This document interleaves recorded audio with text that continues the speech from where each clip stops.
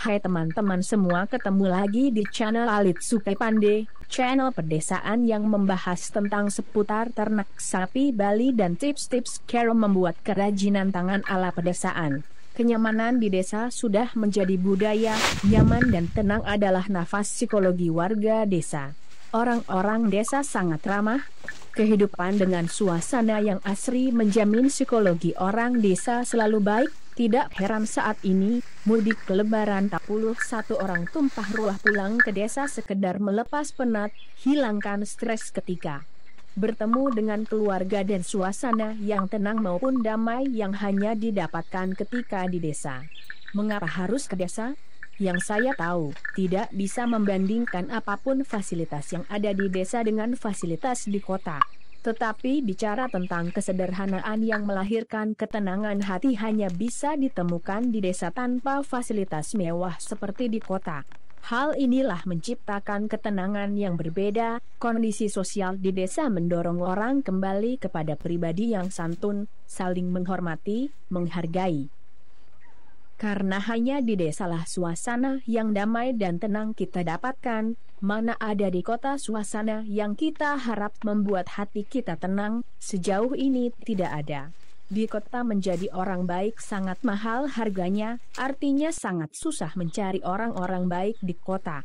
Antara 100 orang di kota, 1-2 orang yang dijamin akan baik sesama tetangga mereka. Hal ini tidak ditemukan di desa. 100 orang di desa semuanya baik pada tetangga ya, karena emang di desa realitas sosialnya begitu.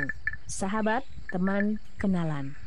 Seperti biasa kegiatan saya setiap hari adalah mencari makanan untuk ternak sapi peliharaan saya. Pada musim kemarau seperti sekarang ini bisanya akan kesulitan mencari rumput karena rumput-rumput susah tumbuh karena kekurangan air, maka dari itu kita harus pintar-pintar mencari makanan sapi alternatif selain rumput, misalnya daun-daunan yang ada di sekitar tempat tinggal kita. Memelihara sapi Bali kini bisa terbilang cukup menjanjikan. Apalagi sapi Bali cukup menguntungkan karena tidak hanya bisa Anda manfaatkan dagingnya saja, namun juga mampu menghasilkan anakan berkualitas, pupuk kandang, dan tenaganya. Keunggulan-keunggulan tersebut membuat sapi Bali dilestarikan secara genetis maupun populasinya. Bali merupakan satu-satunya wilayah yang mempunyai genetik murni sapi Bali sebab hewan ternak ini tidak dikawin silangkan dengan sapi ras atau bangsa lain.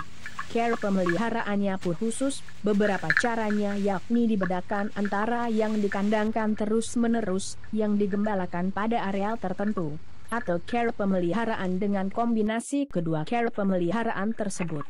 Dinas Pertanian dan Ketahanan Pangan Provinsi Bali menyebut jika ditinjau dari sejarahnya, sapi merupakan hewan ternak yang tidak dapat dipisahkan dari kehidupan masyarakat petani di Bali.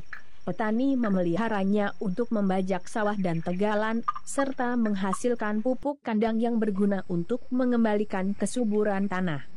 Pertanian. Karakteristik sapi Bali berbeda dengan sampai lainnya yang ada di Nusantara. Bangsa sapi adalah sekumpulan ternak yang memiliki karakteristik tertentu yang sama. Atas dasar karakteristik tersebut, ternak-ternak tersebut dapat dibedakan dengan ternak lainnya meskipun masih dalam jenis hewan, spesies yang sama. Karakteristik yang dimiliki dapat diturunkan ke generasi berikutnya.